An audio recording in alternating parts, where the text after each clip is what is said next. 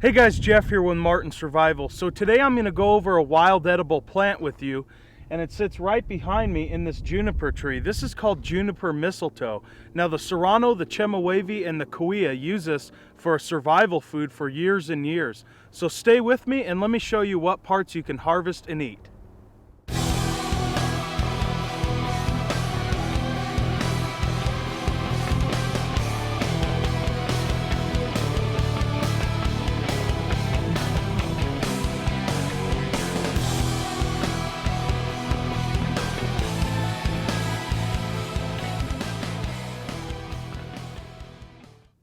Alright, so welcome back. Now the first thing I want to show you is quite interesting, and that's a similarity between the juniper mistletoe and the juniper tree. So as you can see here, the juniper mistletoe and the juniper tree's duff look very similar in leaf shape and size as well. And a common misunderstanding is the tree and the shrub is in the same family, but in reality that's not true.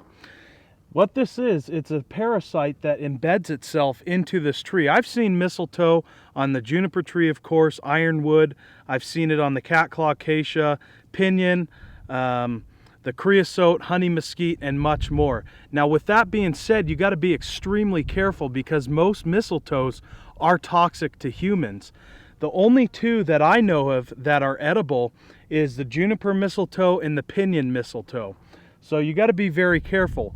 Now women that are pregnant, and I want to repeat this, women that are pregnant, be very careful with this tree. Actually, don't even touch it. With the mistletoe, this has been documented in history. When consumed by pregnant women, this can cause abortions. So just be very careful around the juniper tree. Make sure you're not anywhere near this, and whatever you do, do not consume any part of the juniper mistletoe as well as any mistletoe. And for the men, that the juniper tree or the juniper mistletoe is not toxic to, make sure you can positively identify the tree or the shrub that this is growing in, and because like I said, it can be toxic, and most mistletoes are. So what parts did the Serrano, the Chemehuevi, and the Cahuilla use for food? Well, like I said before, this is considered a survival food, so this would be their last go-to for a food source. But as you can see on this shrub, there's little white berries on here, very, very tiny, that you can harvest and eat. And that's what I'm going to do right now. So when I gather these, I just want to be careful. I want to gather one at a time because they are so small. And sometimes they can be a little bit difficult to see. And they are a little bit sticky.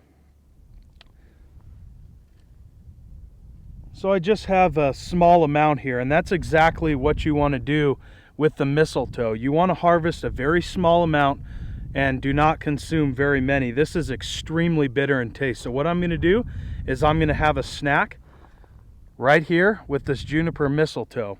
And like I said, I just have a very small amount. And the Cahuilla Indians, the Serrano, the Chemehuevi, and Indians all over the West Coast knew that.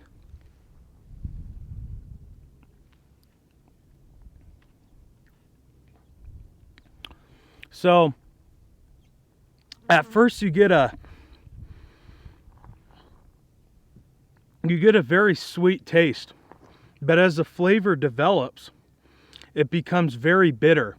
And that's the reason why the Serrano, the Chemehuevi, and the Cahuilla only harvested this, like I said, as a survival food and a last resort. So this is not very palatable. Now what I have read, and from what I understand, the Cahuilla, they actually brewed the desert mistletoe in a tea form. So that would kind of reduce the bitterness, but oh man, that's bitter. One of my least favorite plants in the desert.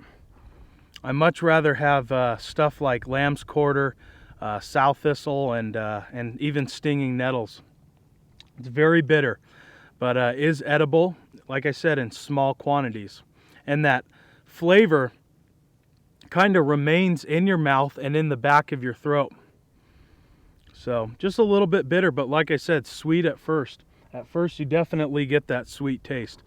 But I can't stress the importance, only eat a small amount of this shrub. So that's just about going to wrap things up for me. I'm Jeff with Martin Survival. I appreciate you joining me for this video. We'll see you in the next one.